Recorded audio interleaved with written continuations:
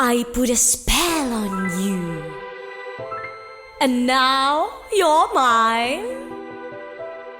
You can't stop the things I do. I ain't lying. I've been 300 years, right down to the day. Now the witch is back, and there's air to pay. I put a spell on you, and now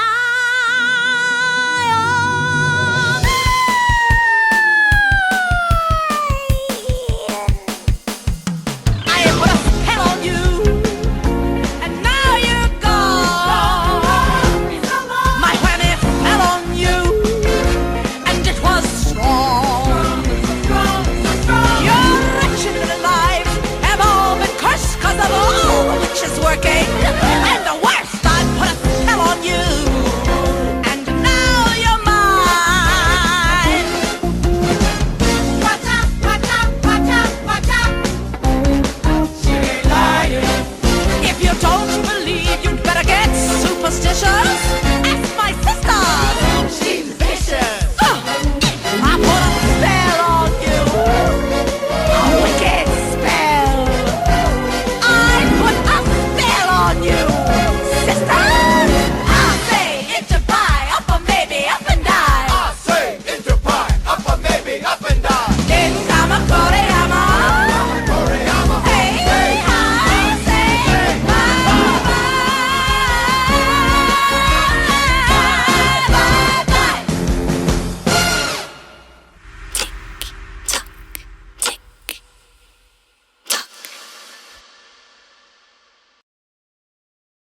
Hello tout le monde! Vous venez donc de voir ma proposition pour le dernier challenge Wonderland After Dark des Face Awards France.